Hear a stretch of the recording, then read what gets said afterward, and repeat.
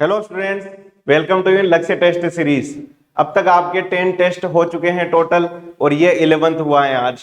इसका I hope अच्छा हुआ होगा टेस्ट। अगर कुछ क्वेश्चंस में अगर प्रॉब्लम्स आई है तो उसके लिए ये सॉल्यूशंस प्रोवाइड किए जा रहे हैं। तो अगर आप इससे एक बार वेरीफाई कर सकते हैं तो हम चलिए स्टार्ट करते हैं। Question number 176 to 200। Okay, first question आता है which of the following technique is safest for the detection of cancers. यानी अगर हम कैंसर्स की जांच करते हैं तो सबसे बेनिफिट हमारे पास कौन सी जांच रहती है। समझ में आ गया। तो बेनिफिशियल के लिए समझना, हमारे पास फर्स्ट दे रखा है कौन सा, एमआरआई, एक्सरे, सीटी स्कैन और हिस्टोपैथोलॉजिकल स्टडीज। अब हमें किसकी चाहिए पता है। एक तो हमें कैंसर किसी पेशेंट को पहले हो रखा है, अगर बाय चांस नहीं भी हो रखा और किसी टिश्यू में प्रॉब्लम्स है, ठीक है, अगर क्या किया वहां पर एक्सरे किया, एक्सरे में रेडियो से और भी ज्यादा इंफेक्शन होने के चांस रहते हैं, कैंसर फैलने का खतरा रहता है। हमें वहां पर ऐसी सेफ टेक्निक चाहिए जिससे कैंसर और ना फैले, या अगर नए पार्ट में ना हो, या अगर किसी को ना भी हो तो और ज्यादा मतलब कि नया कैंसर ना हो जाए। उसके लिए जो सेफेस्ट टेक्निक होती है हमारे पास वो होती है कौन सी, एमआरआई। कौन सी होती है, एमआरआई। ओके, एमआरआई टेक्निक होती है कौन सी, मैग्नेटिक रेजोनेंस इमेजिंग। ओके, अब ये टेक्निक क्या काम करती है, मैग्नेटिक रेजोनेंस यानी मतलब कि स्पिन के आधार पर काम करती है, यानी मैग्नेट के बेसिस पर, यानी 3D इमेज बना देती है पूरा का पूरा किसी सेल का। एक्सरे के नुकसान है, सीटी स्कैन के भी नुकसान है, और हिस्टोपैथोलॉजिकल स्टडीज में ये होता है कि हमें ऐसी जांच चाहिए जो जल्दी भी हो, लेकिन अगर कोई इंटरनल ऑर्गन में है, यानी अगर बाह्य ऑर्गन में है तो मतलब जहां से निकालना अगर पॉसिबल है तो वहां से हिस्टोपैथोलॉजिकल पॉसिबल है कि वहां से आपने सैंपल निकाला और जांच कर ली। लेकिन अगर बहुत इंटरनल ऑर्गन है तो फिर थोड़ी सी दिक्कत हो जाती है, और हमें यह भी चाहिए होता है कि जल्दी से जल्दी पता चले। ओके, तो फिर उसके लिए यूज करते हैं कौन सी, एमआरआई टेक्निक। Question number 177। अब 177 में यह आता है हमारे पास कि रिंगवॉर्म में common infections disease in a man causing dry scales lesions on the skin and scalp is caused by. Okay, यानी जो रिंगवॉर्म होता है, रिंगवॉर्म अगर आपने देखा होगा कि रिंगवॉर्म के मतलब चकत्ते पड़ जाते हैं स्किन पे रेड रेड कलर के, ठीक है, और वहां इचिंग होने लगती है। ओके, तो ये किसकी वजह से होता है। फर्स्ट आता है बैक्टीरिया, नो, बैक्टीरिया की वजह से बैक्टीरियल डिसीज होते हैं, एमबीटी वगैरह। ओके, माइक्रोबैक्टीरियम ट्यूबरक्लोसिस वगैरह। राउंड वॉर्म्स के द्वारा मतलब कि अलग डिसीज होते हैं वापस, एस्केरियासिस, फाइलेरियासिस, ये फाइलेरियासिस होता है, ठीक है। नेक्स्ट आता है हमारे पास फंगाई, यानी आपने पढ़ा होगा एटीएम करके। ओके, यानी इससे कौन सा होता है, फंगल इन्फेक्शंस होते हैं। यानी ये फंगल इन्फेक्शंस किस वजह से होते हैं, तो शेयरिंग क्लॉथ्स, शेयरिंग मतलब कि कोई भी साबुन वगैरह यूज करने से कौन सा होता है, फंगल इन्फेक्शन होता है। ओके, माइक्रोस्पोरम वगैरह हो गया हमारे पास इसमें। तो क्वेश्चन नंबर 177 कंप्लीट है। रिंगवॉर्म किसके द्वारा होता है, फंगल इन्फेक्शन है। ओके, चलिए question number 178। Mule is produced by A cross between. पहले तो म्यूल क्या होते हैं। ओके, म्यूल क्या है, घोड़े और गधे का क्या है, मिश्रण है। अब ये बनाने की जरूरत क्यों पड़ी, तो इस पॉइंट को हम समझने के लिए आते हैं। तो हमारे पास एक घोड़ा है, लेकिन घोड़े की खासियत ये है कि वो तेज दौड़ लेता है लेकिन वजन ज्यादा उठा नहीं पाता है। समझ में आ गया। तो फिर हमें जरूरत पड़ी गधे की, लेकिन गधे की यह खासियत है कि वो वजन काफी डोलेगा लेकिन मतलब कि क्या नहीं कर पाएगा, तेज दौड़ नहीं पाएगा। तो फिर किसी ने दिमाग लगाया कि अगर हम इन दोनों को क्या करें, मिश्रण करवा दें, यानी घोड़े और गधे को, ठीक है, यानी घोड़े और गधे के बीच में अगर क्रॉस करवा दें तो क्या ऐसा पॉसिबल हो पाएगा। लेकिन ध्यान रखना ये अगर नेचुरल तो होगा नहीं, मतलब कि आप ये समझ सकते हो गधा घोड़े को एक्सेप्ट नहीं करेगा, ना ही कौन, गधा घोड़े को एक्सेप्ट करेगा। समझ में आ गया, नहीं एक दूसरे को एक्सेप्ट नहीं करेंगे तो फिर आर्टिफिशियल इंसेमिनेशन करवाया जाता है। आर्टिफिशियल इंसेमिनेशन किसके बीच में करवाया जाता है कि हम मेल तो लेते हैं कौन सा, a male and a female donkey. Okay, हाँ ये तो गलत है, यानी गधे गधे के बीच में थोड़ी होता है, a male and a female horse, no, horse horse के बीच में होगा तो वो हॉर्स ही होगा। Yes, a female donkey and a male horse, यानी यस, एक तो फीमेल तो लेते हैं गधा और मेल लेते हैं कौन सा, घोड़ा। इसके बीच में जो हम क्रॉस करवाते हैं उससे क्या बनते हैं, म्यूल्स बनते हैं, ठीक है। अब ये जो म्यूल्स बनेंगे ये दोनों में काम करेंगे, यानी वजन भी उठा पाएंगे और थोड़ा तेज चल भी पाएंगे। ज्यादातर अगर आप तिब्बत दर्रे वगैरह में जाएंगे, वैष्णो देवी, तो वहां पर क्या करेंगे, ये आपको मिलेंगे, लेकिन वहां पर आप देखोगे तो काफी कमजोर दिखाई देते हैं। उसका रीजन ये कि इनको खाना नहीं मिल पाता है बराबर, क्योंकि वहां ग्रासेस ज्यादा तो होती नहीं, तो उनको बोलते हैं हम म्यूल।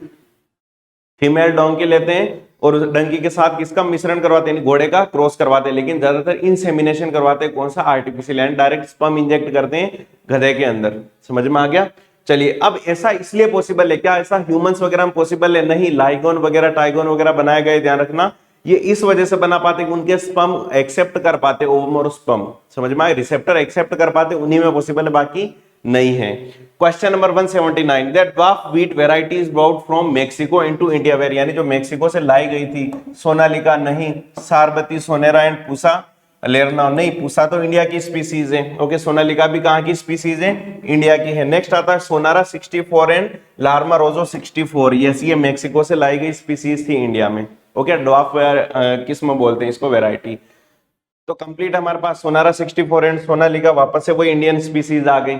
चलिए नेक्स्ट हम बात करते हैं question number 180, during which stage of sewage treatment microbes are used, okay.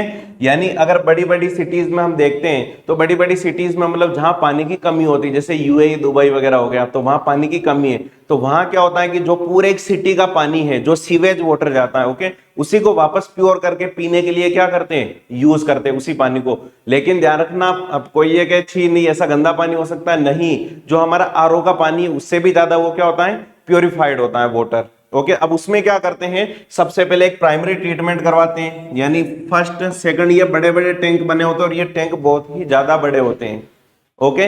In tank के अंदर क्या करवाया जाता है, सबसे पहले तो पानी भर दिया, इसमें सेडिमेंटेशन किया जाएगा और इसको क्या कर दिया जाएगा, फिल्ट्रेट कर दिया जाएगा, यानी पॉलीथीन वगैरह जो भी होगी वो छन जाएगी प्राइमरी के अंदर, तो ओके। फिर उसको कुछ टाइम के लिए छोड़ दिया जाएगा ताकि जो मतलब कि क्या हो जाएगा, सेडिमेंटेशन हो जाएगा, यानी मिट्टी वगैरह होगी वो नीचे जमा हो जाएगी। उसके बाद भी कुछ मतलब कि क्या होंगे, जो पानी बच जाएगा जिसके अंदर कुछ जीवाणु वगैरह बच जाएंगे, उसको इसमें डाला जाएगा, किसमें, सेकेंडरी ट्रीटमेंट में। अब सेकेंडरी ट्रीटमेंट में जैसे ही पानी आया, समझना यहां पर एक और वर्ड आता है बीओडी, यहां से भी नीट में क्वेश्चन आता है, बायोलॉजिकल ऑक्सीजन डिमांड, यानी अगर यहां पर जितना भी पानी भरा है सेकेंडरी ट्रीटमेंट में, कौन से ट्रीटमेंट में, सेकेंडरी ट्रीटमेंट में, ओके।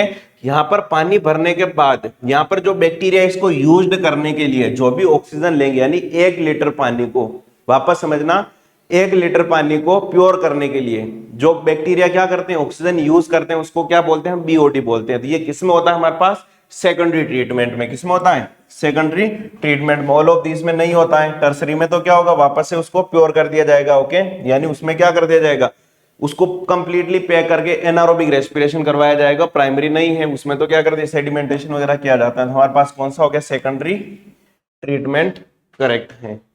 चलिए नेक्स्ट आते हैं हम क्वेश्चन नंबर 181 पर। Large holes in Swiss cheese are formed due to production of a large amount of CO2 by, यानी ध्यान रखना है स्विस चीज होती है, स्विस चीज जो खाने में यूज की जाती है, ओके, उसका किस वजह से हो पाता है। फर्स्ट आता है Propionibacterium shermanii, Mycobacterium MBT, tuberculosis TB वाला, सैक्रोमाइसिटिस सेरिवेसिस से क्या बनाते हैं, ब्रेड बनाते हैं, और पेनिसिलियम से क्या होता है, नोटेटम फंगाई है, ये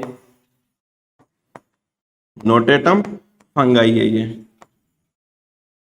ओके, नोटेटम फंगाई है। अब नोटेटम फंगाई इसकी डिस्कवरी किसने की थी, अलेक्जेंडर फ्लेमिंग ने की थी। यहां से नीट में क्वेश्चन आता है इसलिए बता रहा हूं, नोटेटम फंगाई में डिस्कवरी की थी और किसने की थी, अलेक्जेंडर फ्लेमिंग में 1945 के अंदर।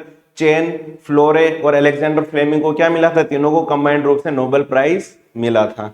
चलिए नेक्स्ट आते हैं हम क्वेश्चन नंबर, तो हमारे पास कौन सा करेक्ट हो गया इसमें, प्रोपियोनी बैक्टीरियम सार्मोनाई, माइक्रोबैक्टीरियम ट्यूबरक्लोसिस अलग है, सैक्रोमाइसिटिस सेरिवेसी अलग है और पेनिसिलियम अलग है। तो प्रोपियोनी बैक्टीरियम से किसका यूज होता है, स्विस चीज से।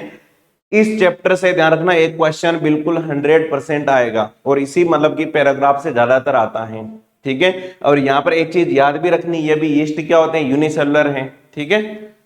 चलिए question number 182, which of the following can be used as a bio control agent in the treatment of plant disease, यानी प्लांट डिसीज में जो यूज होता है, ओके। चलिए हमारे पास कौन सा, लैक्टोबैसिलस, यानी मिल्क टू कर्ड में कन्वर्ट करते हैं तब कौन सा लैक्टोबैसिलस यूज होता है, वही वाला। एनाबिना किसमें यूज होता है हमारे पास, नाइट्रोजन फिक्सेशन में। क्लोरेला वापस से अलग यूज होता है, ओके, जो क्या करता है, न्यूट्रिशन गेन करवाता है प्लांट को। नेक्स्ट आता है ट्राइकोडर्मा, एक फंगाई है, एस्कोमाइसिटी, ये क्या है, एक फंगाई है। कौन, ट्राइकोडर्मा। अब ये फंगाई क्या काम करती है, इस फंगाई को ध्यान रखना छिड़काव किया जाता है किसमें, जमीन के ऊपर, ठीक है। अब ये क्या करती है, प्लांट के जड़ों के चारों ओर फैल जाती है, जिससे वहां पर किसी भी बैक्टीरिया वगैरह के इन्फेक्शन के चांसेस क्या हो जाते हैं, कम हो जाते हैं। तो कंप्लीट हमारे पास इसका एग्जाम्पल आंसर कौन सा हो जाएगा, ट्राइकोडर्मा। चलिए क्लियर है। नेक्स्ट आता है question number 183, the colonies of recombinant bacterium appear in white in contrast to blue colonies of non recombinant bacteria because of, यानी ये क्या कह रहा है, the colonies of recombinant bacteria appear in white, यानी जो रिकॉम्बिनेंट होता है, रिकॉम्बिनेंट क्या हो जाता है, व्हाइट हो जाता है, ओके।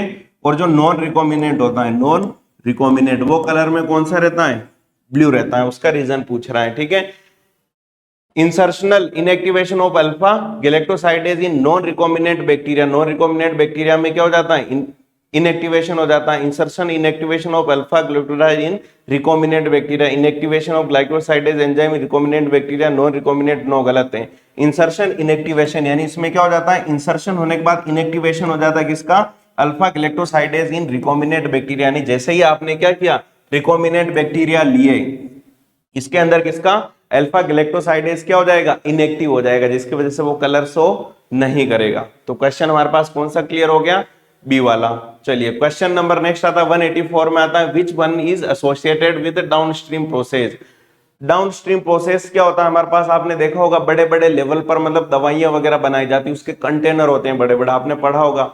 या अगर आपने घर पर मम्मी को देखा होगा कभी भी छाछ बनाते हुए, छाछ बनाते हैं तो मतलब उसको बार बार मथते हैं, जिससे घी क्या आ जाता है, ऊपर आ जाता है, फिर उसको प्योर करके हम क्या कर लेते हैं, उसको सेपरेट कर लेते हैं। समझ में आ गया, तो ये कंप्लीट डाउनस्ट्रीम प्रोसेस वही है। तो इसमें डीएनए आइसोलेशन नाम की चीज नहीं होती है, ओके। जीन एक्सप्रेशन इसमें थोड़ी होगा, वो तो जिस भी मतलब कि इसमें क्या किया, ट्रांसफर किए हैं, उसमें अगर जीन के कैरेक्टर दिख रहे हैं तो वो जीन एक्सप्रेशन है। नेक्स्ट आता हमारे पास सेपरेशन, बिल्कुल जैसा मैंने बताया वही वाली प्रोसेस है कि हम क्या करते हैं, घी अलग करते हैं, किससे, छाछ से, मत के समझ में आ गया। तो सेपरेशन होती है, और कौन सा होता है, प्योरिफिकेशन होता है मेथड। तो हमारे पास करेक्ट ऑप्शन कौन सा हो गया, ए बी। क्लियर है। चलिए नेक्स्ट क्वेश्चन पर चलते हैं हम, question number 85, RNA I is stands for, यानी आई किसके लिए है, तो आरएनए आई किसके लिए है, इंटरफेरेंस के लिए है, किसके लिए है, इंटरफेरेंस के लिए है। इनएक्टिवेशन अलग है, इनिशिएशन अलग है, और इंटरफेरॉन अलग है, ठीक है। आरएनए क्या होता है, इंटरफेरेंस मेथड, इसको पूरा का पूरा याद रखना है, अंतरक्षेपण विधि बोलते हैं, यहां से एक क्वेश्चन जरूर आता है, ठीक है। चलिए question number 186, transgenic animals are those which have, यानी अगर ट्रांसजेनिक एनिमल्स कह रहे हैं हम, जैसे अगर हमने बनाई थी एक रोजी गाय, रोजी गाय इसलिए बनाई गई, ध्यान रखना कि अगर नॉर्मल गाय है वो कौन सा नॉर्मल दूध दे रही, रोजी गाय में क्या किया, ध्यान रखना, उसमें ऐसा मतलब कि क्या किया, जीन ट्रांसफर किया ताकि जो मदर मिल्क में जो प्रोटीन होता है वही किसमें होता है, उसी गाय में होता है। समझ में आ गया। तो अब जो ट्रांसजेनिक एनिमल्स होते हैं उसमें हम क्या करते हैं, foreign DNA is some of its cell, यानी अगर आप समझिए अगर ये कोई भी एक्स है, ठीक है, या हमने क्या मान लिया इसको, कोई सा भी ये एनिमल है जैसे, ठीक है, यानी इस टाइप का हमने एक एनिमल बना दिया, ओके। इसके अंदर जीन की कमी, मान लिया ये गाय है, ये नॉर्मल दूध देती है, कौन सा दूध देती है, नॉर्मल। अब हमें ऐसा दूध चाहिए जिसमें मदर मिल्क के अंदर, यानी मानव के माँ के अंदर जो मतलब कि प्रोटीन होता है, अगर वो इसी गाय के अंदर चाहिए, तो हम क्या करते हैं, इसकी कुछ ही सेल में, यानी ये क्या कह रहा है, कुछ ही सेल में क्या हम ऐसा करवाएंगे, तो कुछ ही सेल में करवाएंगे। तो ध्यान रखना, आपको ये याद रखने की जरूरत है, एडी है। एक 4 साल की लड़की में करवाया गया था, वो फेल हो गया था, उसका रीजन यही था कि ये सारी सेल्स के अंदर नहीं जाएगा तब तक पॉसिबल नहीं हो पाएगा। Foreign DNA in its all cell, तो कंप्लीट है, यानी उसकी सारी सेल में क्या करवाते हैं हम, डीएनए, फॉरेन डीएनए, यानी अगर आपने कौन सी मदर मिल्क की प्रोटीन से मतलब आप डीएनए निकाला और उसके अंदर क्या कर दिया, ट्रांसफर करवा दिया। समझ में आया नहीं है, तो पूरी की पूरी यानी सारी सेल में। और ये ज्यादातर सक्सेस कब रहती है, जायगोटिक कंडीशन में, यानी जायगोट कंडीशन में आप पहले क्या करवा दो, उसको एंटर करवा दो, तो वो सक्सेस रहती है। फॉरेन आरएनए, आरएनए तो ह्यूमन में होता ही नहीं है, बहुत एंड सी गलत है, ठीक है। तो बी आ गया हमारे पास करेक्ट आंसर। चलिए नेक्स्ट क्वेश्चन नंबर 187, अभी मैं रोजी गाय का जिक्र कर रहा था, वो आ गई है। रोजी इज ए ट्रांसजेनिक काउ, यानी रोजी क्या है, ट्रांसजेनिक काउ है। अब रोजी के बारे में समझिएगा, ये 1977 में बनाई गई थी, ठीक है। रोजी ये transgenic cow known as a produce a type of milk which has all the following characteristics except, यानी सारे कैरेक्टर होते हैं किसके अलावा, प्रोटीन कंटेंट ऑफ 2.4 ग्राम पर लीटर, बिल्कुल सही है। उसमें क्या होती है, प्रोटीन होती है, ज्यादा प्रोटीन होती है। हैज ह्यूमन अल्फा लेक्टाब्यूमिन, ठीक है, यानी इसमें क्या होती है, ह्यूमन वाली प्रोटीन होती है, बिल्कुल सही है। More balanced diet than normal milk for babies, यानी मैंने बताया था, ध्यान रखना कि जो मदर मिल्क के अंदर सारे के सारे न्यूट्रिएंट्स होते हैं वो किसके अंदर आते हैं, इसके अंदर प्रोटीन ओनली ऑन, ठीक है। तो यानी ये हमारे पास सी बी क्या हो गया, करेक्ट हो गया, यानी ए भी करेक्ट है, बी भी करेक्ट है और सी बी है। तो गलत कौन सा हुआ, यानी नॉन, यानी एक भी गलत नहीं है। तो इसमें करेक्ट ऑप्शन कौन सा हो जाएगा हमारे पास, डी। चलिए नेक्स्ट क्वेश्चन करते हैं हम। चलिए स्पीड हमने थोड़ी ज्यादा रखी है ताकि सारे के सारे कम टाइम में कवर हो जाए, क्योंकि आपका भी एक मिनट क्या है, इंपॉर्टेंट है। Question number 188, A transgenic food crop which may be help in solving the problem of night blindness in developing countries is, यानी डेवलपिंग कंट्रीज होते हैं यहाँ पर, एक तो डेवलप्ड कंट्री होते हैं जो ऑलरेडी डेवलप कर चुके हैं, जैसे अमेरिका यूरोप वगैरह थे, डेवलपिंग यानी जो अब डेवलप करे, जैसे इंडिया वगैरह, समझ में आ गया। अब इनके अंदर नाइट ब्लाइंडनेस जैसे डिसीज होते हैं, यानी विटामिन ए की कमी के कारण। अब ये किसके कारण होते हैं? डिफिशियंसी ऑफ विटामिन ए की कमी के कारण। समझ में आ गया? अब सोल्व हो जाएगा ये क्वेश्चन। यानी विटामिन ए की कमी के कारण क्या होता है? नाइट ब्लाइंडनेस होता है, जिसको हम कहते हैं रतौंधी रोग। कभी कभार आपने बचपन में सुना होगा कि मम्मा ऐसा कहा करती थी कि मतलब अगर जो लाल चींटियां होती है उसके काटने से क्या हो जाता है? नाइट ब्लाइंडनेस हो जाता है, सुना होगा, ठीक है। अब समझिए, तो उसमें क्या होता है हमारे पास, जो नाइट ब्लाइंडनेस यानी रात में दिखाई नहीं देता, ना रात में तो नॉर्मली दिखाई नहीं देता, लेकिन ध्यान रखना हमारी आई क्या होती है, उसमें अफेक्ट होती है। अब उसके लिए क्या यूज करते हैं? ठीक है, golden rice, BT soybean, Flavr Savr tomato, StarLink maize नहीं, मेज का कोई काम नहीं है यहाँ पर। नेक्स्ट आता है flavour Savr tomato, tomato use नहीं होता। बीटी सोयाबीन, बीटी का मतलब क्या है? बेसिलस thuringiensis, एक वायरस है जो उसको किससे बचाता है? बॉल वॉर्म से बचाता है। समझ में आ गई? ये कि हमने बीटी कॉटन में भी पढ़ा था, ठीक है। नेक्स्ट आता है हमारे पास गोल्डन राइस। गोल्डन राइस मतलब सुनहरे चावल बोलते हैं, ये किसका सोर्स है? विटामिन ए का सोर्स है। अगर इसको खाएंगे तो क्या नहीं होगा? रतौंधी रोग नहीं होगा, यानी नाइट ब्लाइंडनेस नहीं होगा। चलिए नेक्स्ट क्वेश्चन हम सोल्व करते हैं 189। In 4 individuals in a laboratory population of 40 fruit flies died during a specific time a week interval, यानी एक स्पेसिफिक टाइम के अंदर क्या होता है? टोटल 40 होती है फ्रूट फ्लाई, उसमें से 4 क्या हो जाते हैं? पॉपुलेशन मतलब कि क्या हो जाता है? मर जाती है। समझ में आ गया? Interval the death rate in the population per week is yes, यानी अगर आप समझिए गांव में 10 लोग रहते हैं और 10 लोग में से 4 लोग की क्या हो जाती है? डेथ हो जाती है, तो हम उसको सीधा क्या लिखते हैं? 4/10, ताकि पर वीक मतलब एक स्पेशल टाइम आ जाए। तो हमारे पास क्या है? 4 अपॉन क्या हो जाएगा? टोटल कितनी है? 14। तो अगर इसको डिवाइड करेंगे हम तो कितना आ जाएगा हमारे पास? 0.1। Okay, yes yes yes, okay 0.1। तो 110 नहीं, 0.1 इसकी क्या आ जाएगी? डेथ रेट आएगी। क्या आएगी? डेथ रेट, डेथ रेट आएगी। और वो डेथ रेट कितनी आएगी? 0.1, यानी 0.1 की डेथ हो रही है पर वीक। चलिए क्वेश्चन नंबर 190, कम्युनिटीज। अब कम्युनिटी हम किसको कहते हैं? ठीक है, कम्युनिटी किसको कहते हैं? कम्युनिटी मतलब जब क्या होता है? स्पीसीज के बहुत सारे लोग साथ में रहते हैं। Group of independent interacting population of same species, group of independent and interaction population of some species in a specific area, नहीं, group of independent and interacting population of different species in a specific area, यानी अगर different type की मतलब कि क्या रह रही species एक ही एरिया में रह रही है, उसको हम क्या बोलते हैं? कम्युनिटी बोलते हैं। क्या बोलते हैं? कम्युनिटी बोलते हैं। तो हमारे पास करेक्ट कौन सा हो गया? सी वाला, group of independent and interacting population of different species नहीं, ठीक है। Question number 191, S imported in a logistic growth curve is obtain when k is equal to n पर आता है। समझ में आ गया? 1 हो जाएगा तो कौन सा आ जाएगा? k is equal to n। ये PYQ क्वेश्चन है, इसको सोल्व करिएगा वापस से। पूरा का पूरा याद रहना चाहिए कि ग्रेटर देन कब होता है, लेस देन कब होता है, और r मतलब कि इंट्रिंसिक रेट कब होती है। समझ में आ गया? पूरा पूरा याद करना है। Question number 192, between which among the following the relationship is not an example of communalism. ठीक है, यानी कौन सा एग्जाम्पल किसका नहीं है? कॉमनलिज्म का नहीं। एक तो म्यूचुअलिज्म होता है, म्यूचुअलिज्म में क्या होता है? दोनों को फायदा होता है, पॉजिटिव और पॉजिटिव, ये म्यूचुअलिज्म का एग्जाम्पल हो गया। और कॉमनलिज्म के मतलब क्या होता है? एक को तो फायदा होता है और एक को कुछ भी नहीं होता है। समझ में आ गया? पॉजिटिव और zero. Female wasp and fig species, यानी अगर आपने देखा होगा अंजीर होता है, क्या होता है? अंजीर,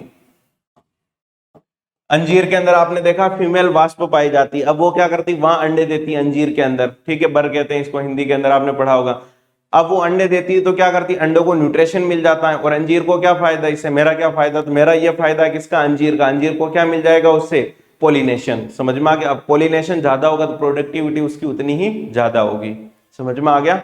चलिए, तो फर्स्ट वाले हमारे पास कौन सा है? करेक्ट है। बाकी सारे किसके एग्जाम्पल है?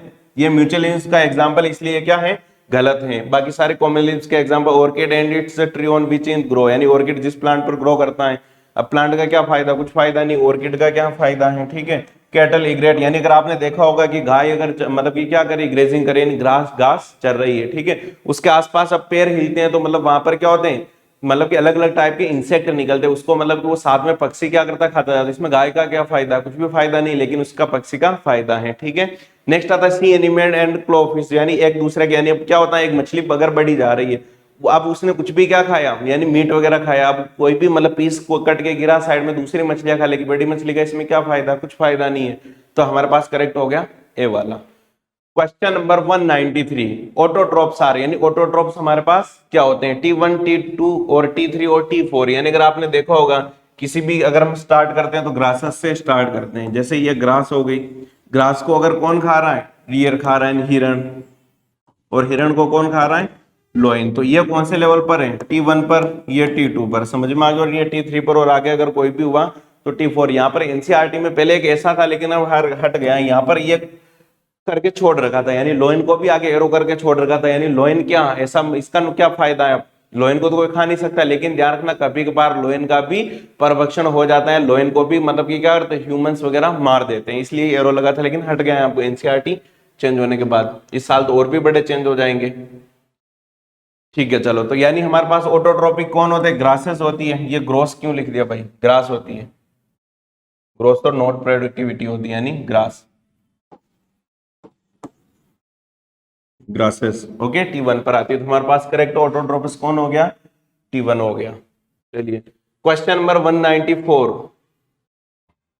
अब 194 में आता है the rate of formation of new organic matter bye rebate in A grassland is called. Okay, यानी अगर रेबिट क्या कर रहा है, नए ऑर्गेनिक मैटर का फॉर्मेशन कर रहा है, उसको हम क्या कहते हैं, रेबिट इन ग्रासलैंड, इसको क्या कहते हैं हम, ध्यान रखना। अब समझना प्राइमरी प्रोडक्टिविटी और सेकेंडरी प्रोडक्टिविटी। अब ध्यान रखना खरगोश बहुत जल्दी में रहता है, समझ में आ गया, यानी खरगोश क्या करता है, इसको कोप्रोफेगस भी कहते हैं, यानी खरगोश पहले जल्दी जल्दी में खा लेगा, समझ में आ गया। अब खाने के बाद उसका डाइजेस्ट नहीं हो पाएगा, तो वो अपना ही मल जो करेगा उसको फिर से खा लेगा, इसलिए इसको कोप्रोफेगस भी कहते हैं। अब अगर उसने बाय चांस खाया तो भी खाता है, वैसे अगर नहीं भी खाया तो ध्यान रखना जो दूसरे एनिमल्स होंगे उनके लिए क्या हो जाएगा, वो प्रोडक्टिविटी हो जाएगी।